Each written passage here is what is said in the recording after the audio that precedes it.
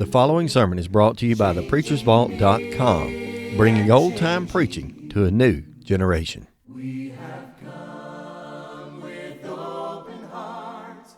Oh, let the ancient words in. All right, let me ask you, if you will, go ahead and open your Bibles this evening to Ephesians chapter 6. Ephesians chapter 6. We're going to be examining here in just a few moments Ephesians chapter 6, verses 1 through 4.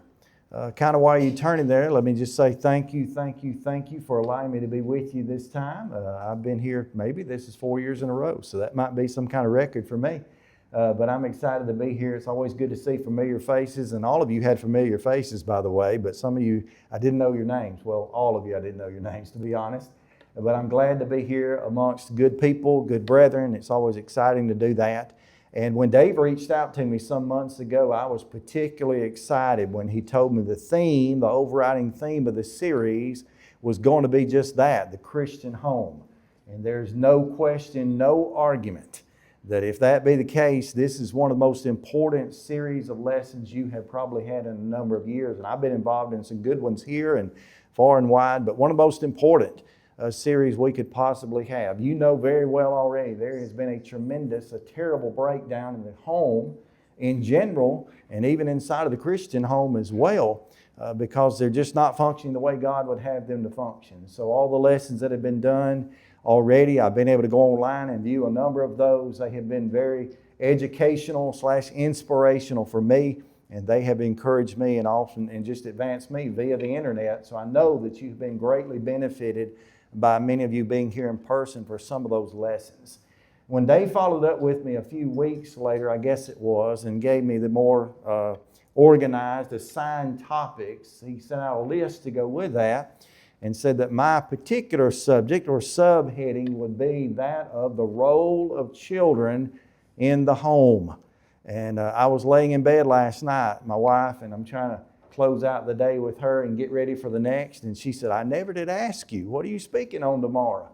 And I said, the Christian home, but particularly the role of children. And she just started giggling. And she laughed and laughed. And the reason behind that is I have 5 children. He named my 2 oldest, my adopted children there, are a little bit of a mess, to be honest with you. The affectionate term they had given me in my home is a FOMMY.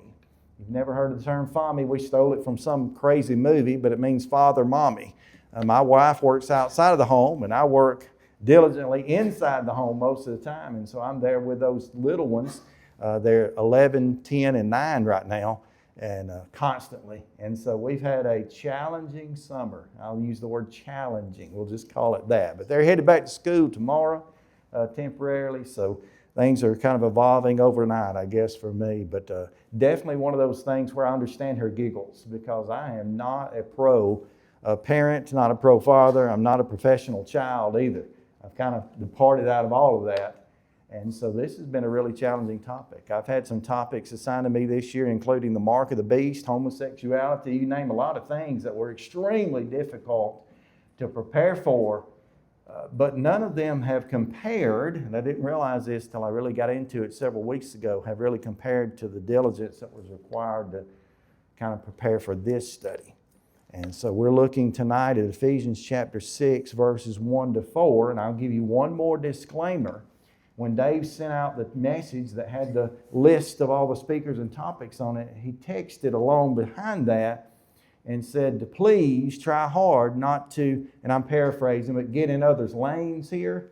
And so I got one verse you need to remember and keep this in your mind throughout our discussion tonight, and that is from Acts 5 and verse 29, which says this, paraphrasing, we ought to obey God rather than men.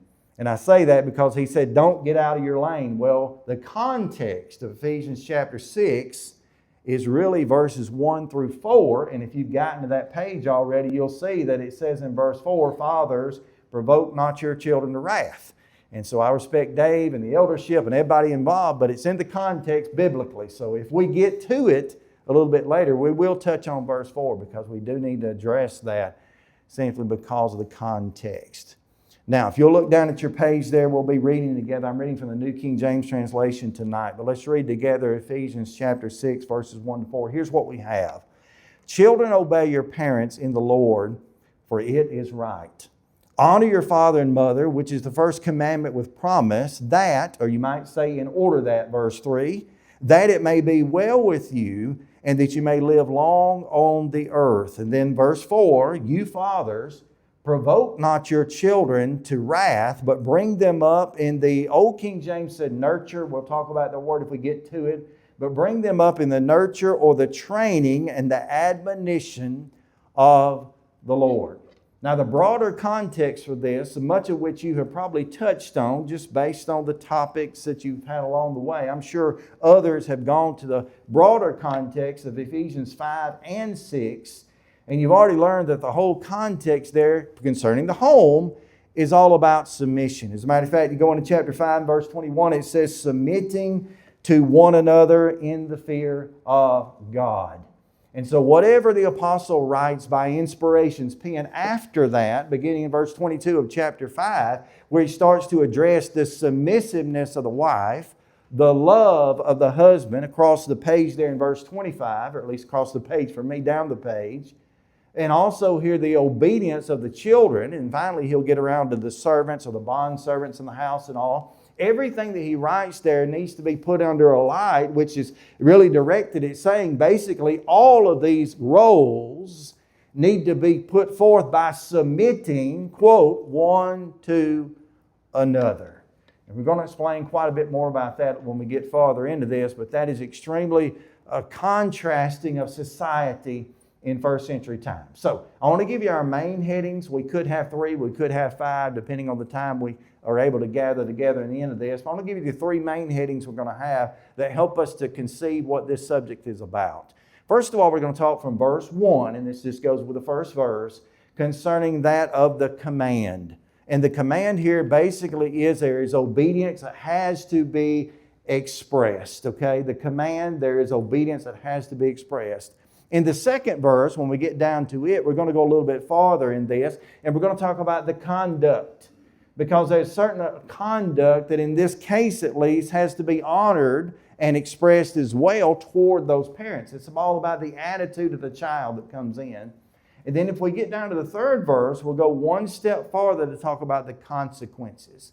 Because when it comes to the consequences of children being obedient and honoring their parents, the consequences are laid out here in the text to say there's a blessing that's going to be enjoyed. And then if we get into verse 4, there'll be a couple more headings we'll give to that. But let's start with these 3. And I give you those because if we get down toward the end and you're beginning to panic, you can at least say, okay, we're on 1 or 2 or 3, and there's either no hope of finishing or we're about done. And you'll be happy either way, I guess. But let's look here in this first phrase here, verse 6. It says, children, obey your parents in the Lord. And one of the things you can make note of if you write in the margins of your Bibles or on the tablets of your mind, you can make note of the fact that in this particular context, there are a number of imperative statements that are made. Matter of fact, it comes through pretty well in the English, but in its original language, in the Greek language, there are a number of imperatives here. For one, the fact that they are to obey. Secondarily, in the next verse, that they are to honor. And then fourthly or thirdly, in the fourth verse, there's the fact that fathers are, quote, not, it's negated there, but not to provoke their children to wrath. And all of those statements that are made, whether it be obedience, honor, or not to provoke, again, the negative there, all of those statements point toward the fact that these are absolute imperatives. That means they must be done. Now, one of the things that's probably already been said and throughout some of the lessons you've had already is the fact that a lot of the reason why the function of the home is not what it should be, why things are not living up to godly standards, sometimes comes down to the fact that these things are not seen as being imperative. I like to state it like this. In many of the commandments we see in Scripture, we often are guilty of taking them and saying, well, that's just a matter of opinion. That's just a matter of observation. When in essence, if it's in Scripture, it's a matter of obligation, see? And even especially when they're in the imperative tense like this, there are certainly matters of obligation they have to be done. Let me show you how this visualizes and what happens in homes sometimes just to kind of introduce this whole thought here. Beginning with this, have you ever sat down, got home from work, maybe later one evening, you sat down in your easy chair, and you've done like I do, you just, out of habit, you reach for that remote, you point it toward that television and push the button. What if nothing happens?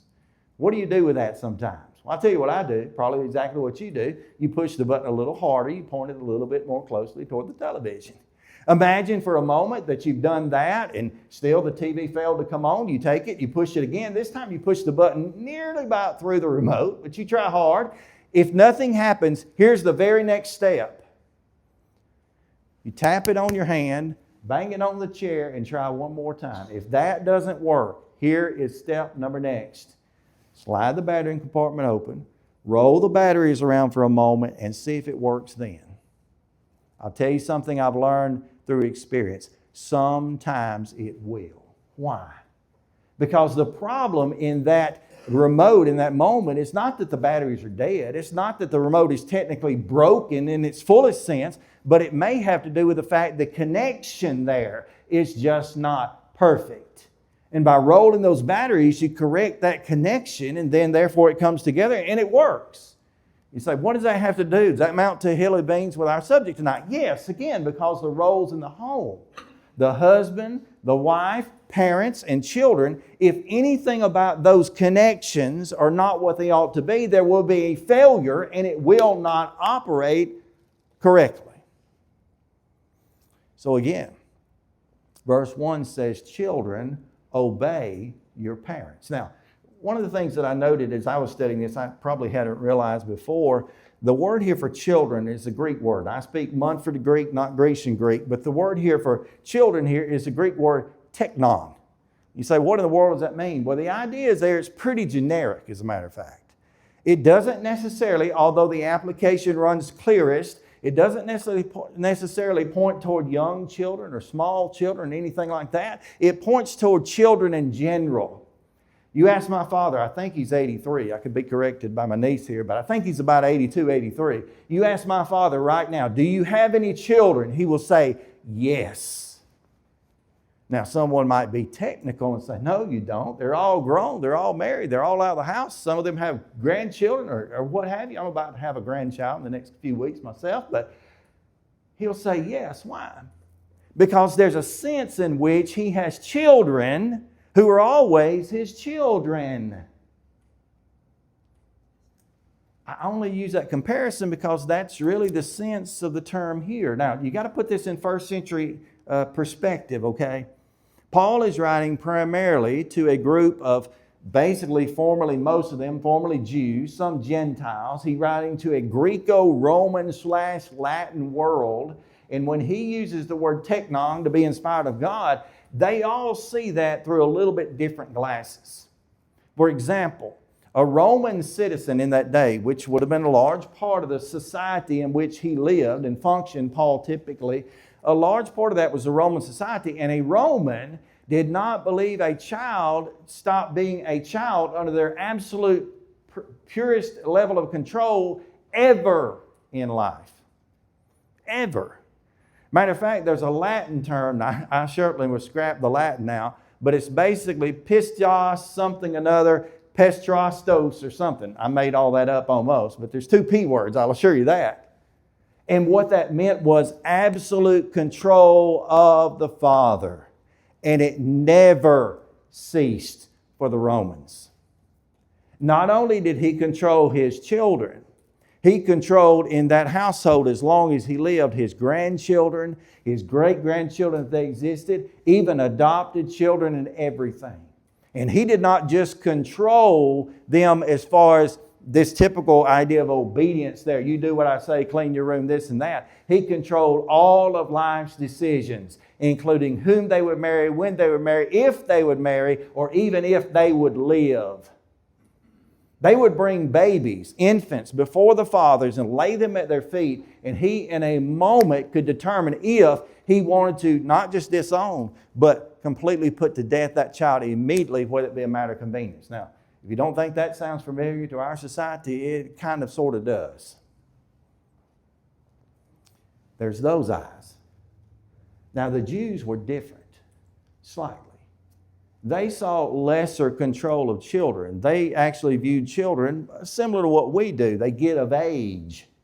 And they get of age in which you kind of begin to back away. You begin to let off the reins a little bit, let them spread their wings, as we say it, leave the nest and such as that. And they, much like us, treated children as being a little different, especially when they got married and began to have further generations of offspring. That's kind of sort of what we would do. But even then, the heads of families still had a larger, keyword larger, part in their decisions than we ever understand or comprehend. You know, we in general, we know that once we get married, our parents may give us advice, but that's just about all that it is. I have to bring that up because when Paul writes and he says, children, obey your parents, teknon is very general, a broader sense that would have been viewed through different eyes. But here's the key. He didn't stop with one word. When we're talking about the command, the idea of expressing this extreme sense of obedience right here, he's writing that they should obey. Now the word obedience right here, the word to obey, comes from yet another Greek word which means to listen under. Literally to listen under. And the whole idea is similar to this. It means that you listen with an attentive ear with all intention of doing what you are told. I can illustrate that as well. How many of you have ever been to a doctor's office? Well, that'd be all of us at some point, more than likely. I had a heart transplant. Someone talked with me about that a few moments ago, 12 and a half years ago. I go at least twice a year to UAB Hospital, a huge place. Their waiting room would hold most hospitals inside of it, but I go over there for some checkups.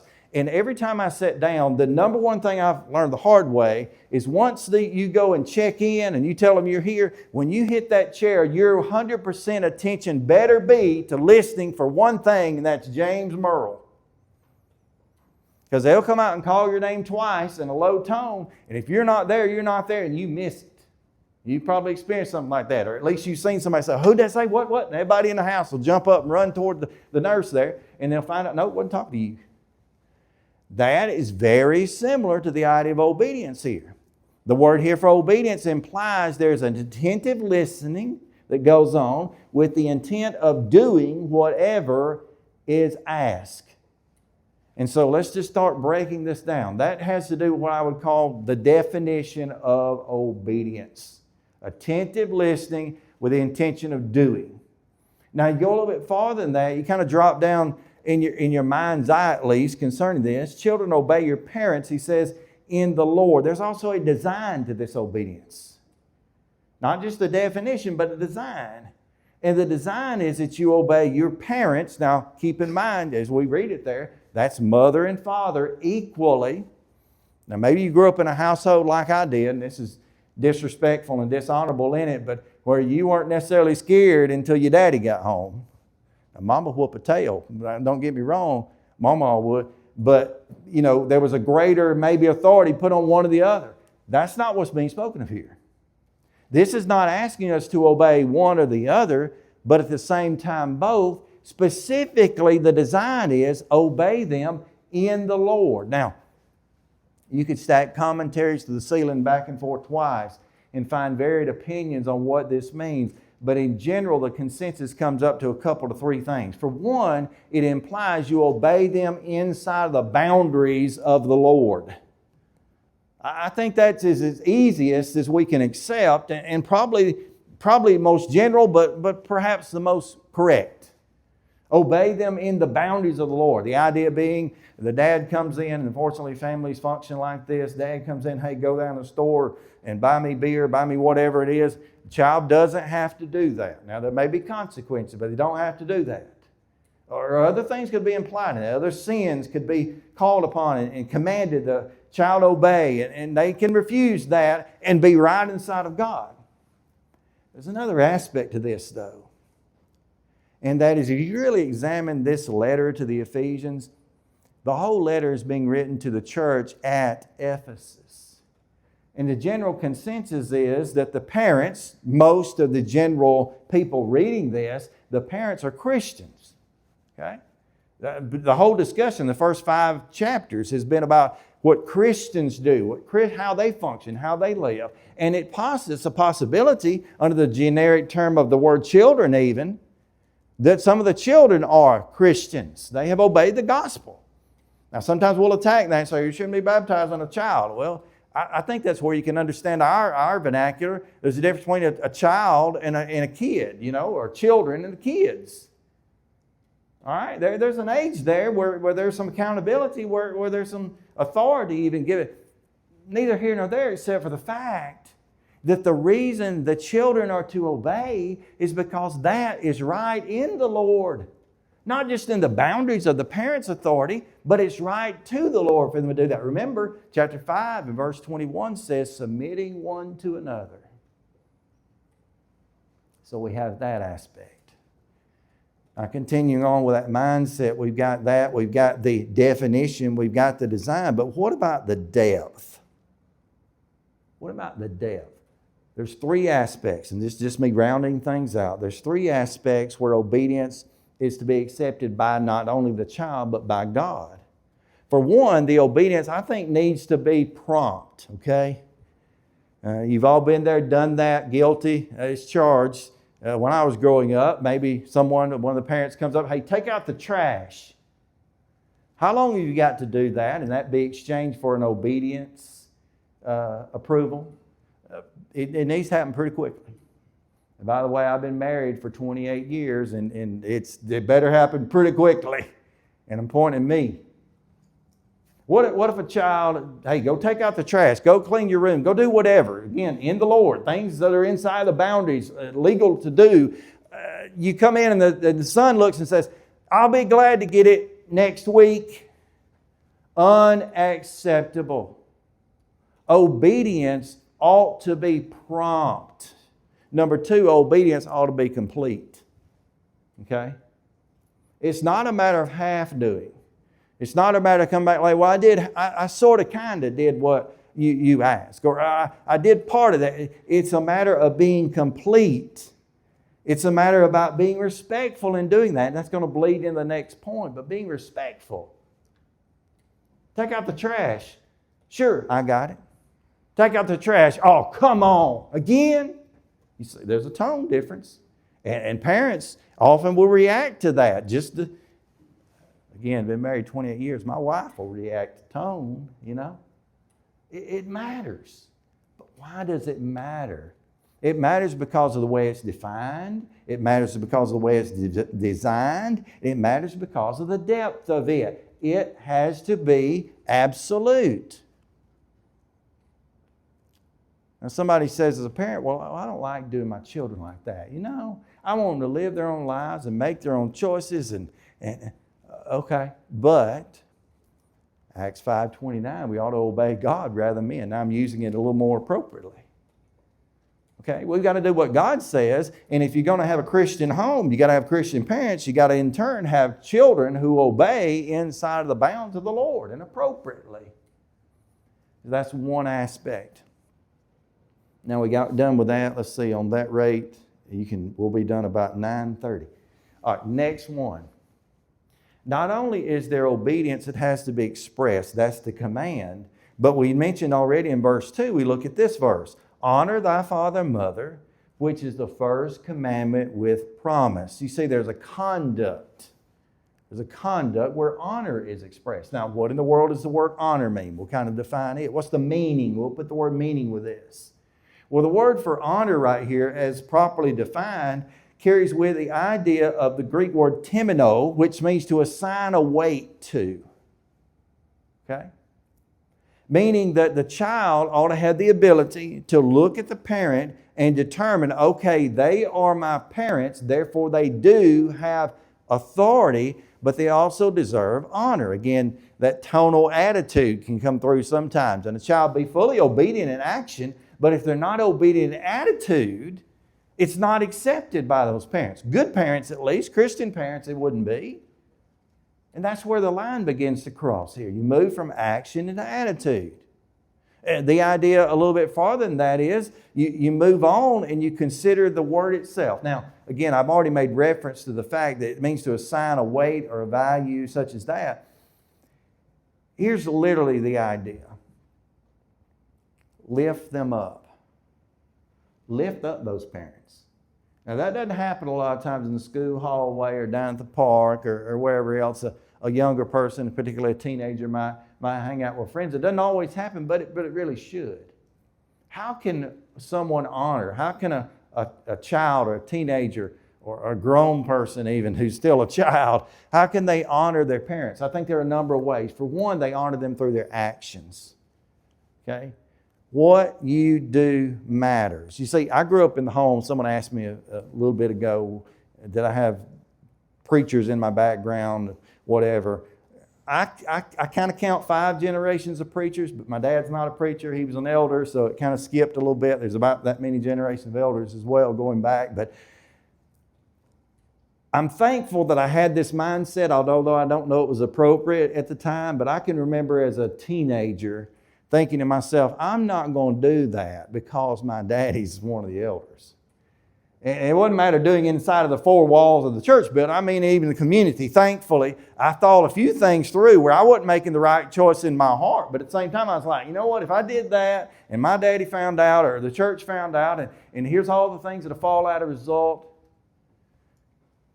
It's a lot like being it's jokingly called a PK, a preacher's kid, you know.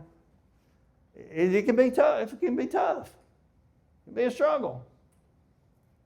But you can honor your parents. Anyone can. You can honor your parents with your actions. Number 2, parents are honored by your associations. You know, you don't always have to be doing wrong in a certain moment to take away the honor that your parents have deserved by being your parents. Who we associate with, who we hang around, who we spend our time with, who we allow ourselves to be influenced by does impact the reflective picture, if you will, of who our parents are. There's just certain things that a younger child or a teenager, oftentimes we point fingers at teenagers, but even young adults, there's certain things we can get involved in and certain things and people we can be associated with, and immediately somebody says, oh, well, I tell you what, that John Murrell boy, he ain't doing too good with those kids.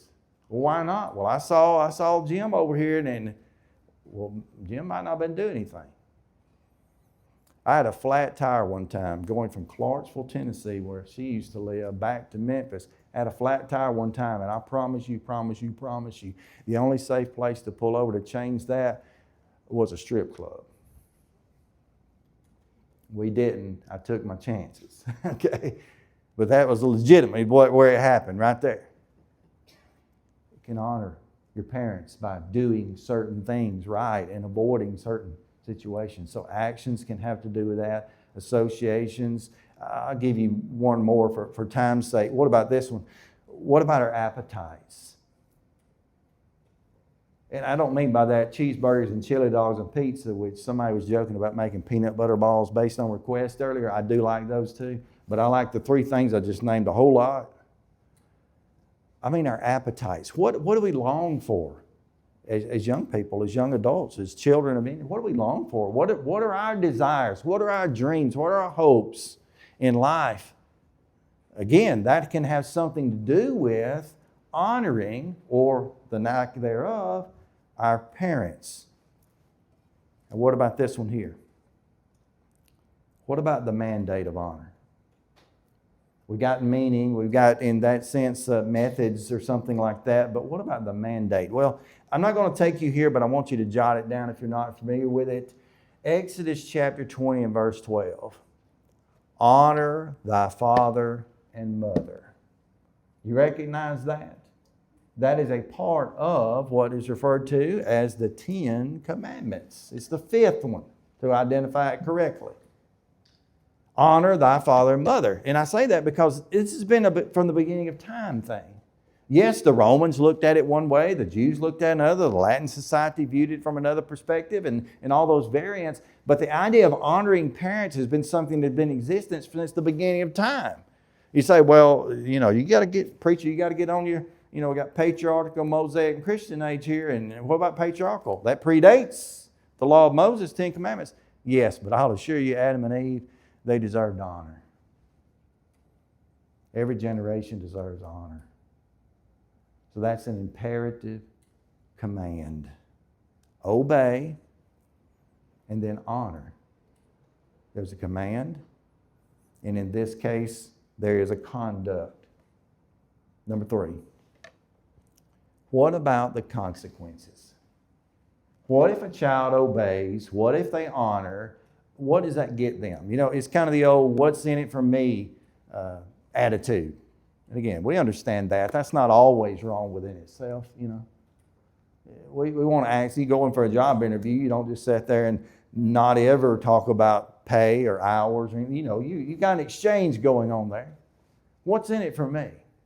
Well, the Apostle Paul, through inspiration, writes these words. Look at them. Honor thy father and mother, he says, which is the first commandment with promise. With promise. Again, don't confuse this with being the first commandment. It's the first commandment that has a promise attached to it in general. And again, that's Exodus 20 and verse 12. But watch what he says this promise is. That, or in order that, it may be well with you, and that you may live long on the earth. What does that mean? Is that a general truth? I think we would probably categorize that as a general truth. In general, children who honor their father and mother, following their obedience, will live long on the earth. Now, here's the thing. We've got 2 boys. I'm using these names randomly, so I'm not trying to apply to anyone. Dave and Danny. Dave and Danny grow up in very similar homes, very similar situations. They're members of the church, or at least they're reared up in the church. Eventually, as they get older, they become members themselves. They're baptized into Christ. They put on Christ. They live that life. They've studied their Bible diligently in Bible classes. Their homes have functioned wonderfully, and they've done the same in their homes. And they've been set up in great situations. It's not a silver spoon that's been placed in their mouth. It's a gold plate and a crown that's prepared for them in heaven, okay? But Dave dies in a car accident. And Danny, did I say Danny? I made those up so quick. But the other one is his best friend. And he comes into his dad. And he says, Dad, I've been taught the Bible my whole life. They know that. And I don't understand why Danny died. He did just what God required. He obeyed his parents. He honored his parents. And he could even point at scriptures like these. Why doesn't he live long on this earth? Well, you go back and you reference the context of some of these promises, if you will. The Apostle Paul has really taken 2 different passages and put them together. The promise was to the Israelite nation that when they obey their parents and honor their parents, they'll live long in the land, actually, okay? Now, that was the promised land. And remember, the children of Israel wandered for 40 years in the wilderness to get into the promised land. And you remember how that worked out. No one over a certain age even survived that wandering, but those who did were younger. And the promise is being given, obey your parents. Just obey your parents, honor your parents, and then you'll live long in the land. How do you answer Dave about Donnie? If that's the 2 D's I came up with. That was bad to go off the cuff like that. How do you answer that? I think a good way to answer is to say this. Look, I know he obeyed his parents. I know he honored them. I know that he was a Christian. I know that he was reared up and did things right in the sight of God, in the sight of the Lord. I know all that. But let me tell you something. He is living long in the land. His life on this physical earth may no longer be as it was. But he's receiving the promised son more than you are. Makes sense. Now you go back historically and you learn that the children of Israel, the Jews, had biblical authority by God to put a child to death for disobedience or dishonoring them. But that general principle applies. You think about children who died in the disaster in Texas not too long ago. You know, we're not making a religious discussion out of that or a faith discussion. I'm just saying in general, children, if they're really legitimate children, they're living long in the land, so far as the Scriptures teach. Obedient or disobedient, honorable or not. Because that's the part and the portion given by God. Now, this is the only time. I don't flip or flop when I preach, but I don't want you to flip and flop with me tonight to two different passages. They're both going to be in the book of Proverbs. So go with me for just a moment. If you can find the book of Proverbs, go to Proverbs chapter 1.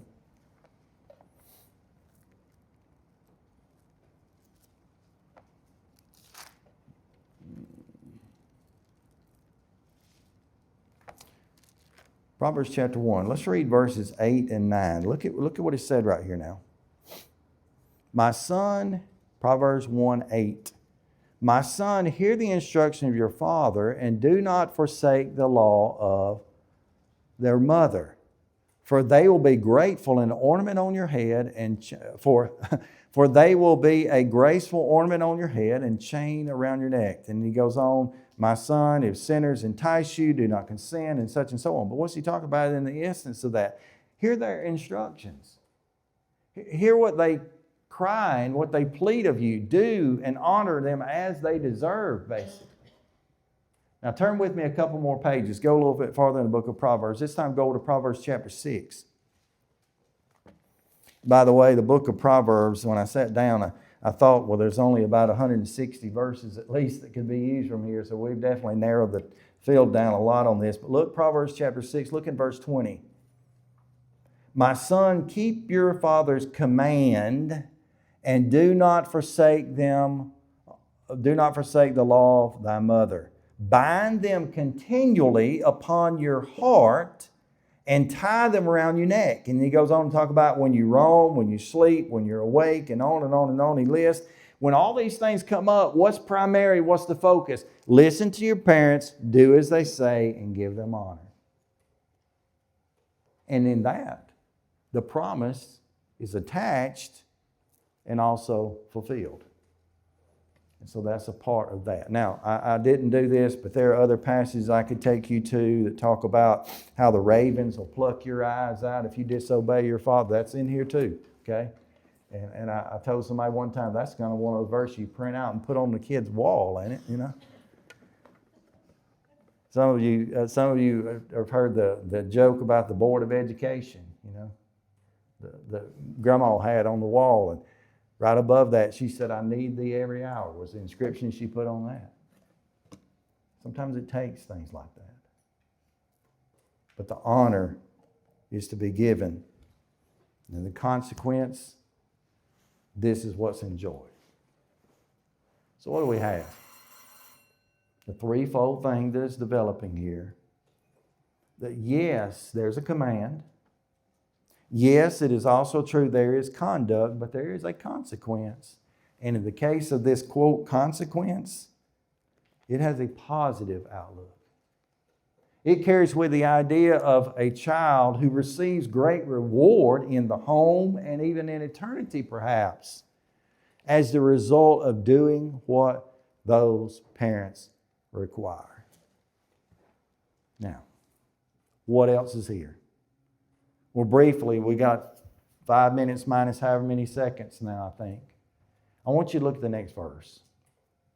The next verse is the one that was eye-opening to me. It's the one that I laid awake and struggled over as many times as I've seen it, read it, studied it, applied it.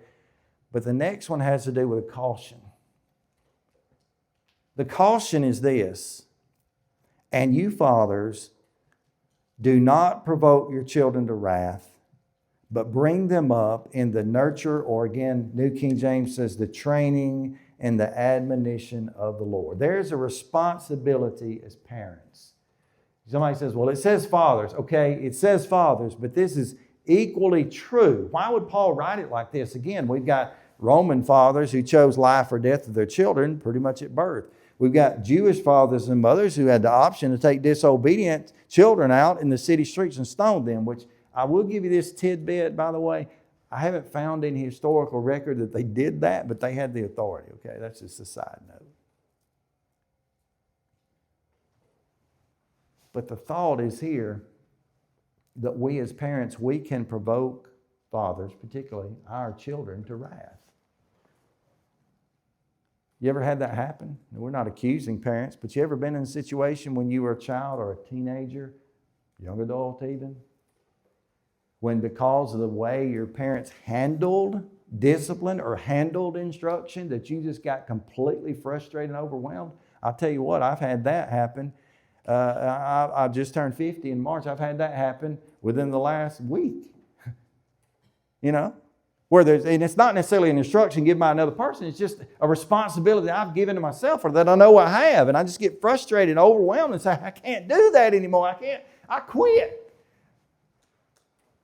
I put out on social media one time years ago, I retired. My wife called me. What are you retiring from? Because, hey, you got responsibilities. And I started to take the entire topic tonight and change it from role to responsibility, okay? Because when we define the word responsibility, it's easy to define it this way. It's your response to ability. And see, the role of children in the home is to respond directly to the parents and to the father's ability. You see, when that connection is broken, when the husband, the wife, the parents are dysfunctional, it makes it all the more challenging for that child to respectfully or honorably obey those parents. And how many times do I fall short in giving my children the nurture, training, and the admonition? And I've never noticed this, but in my Bible I mark things. If it's very important to me, I put a box around it. A little lesser, I put a circle. A little lesser, I underline different things. This is me. There's a word in here I boxed just last night.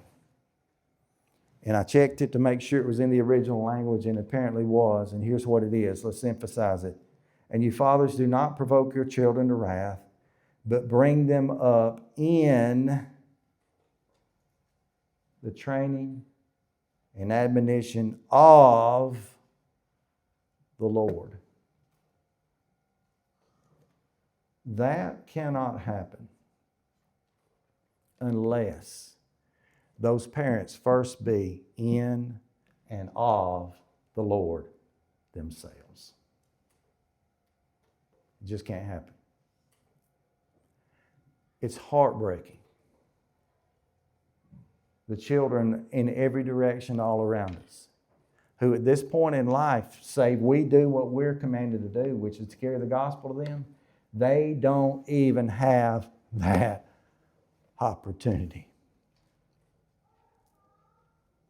If their parents are not faithful in their service to the Lord, they have no idea how to teach that. None.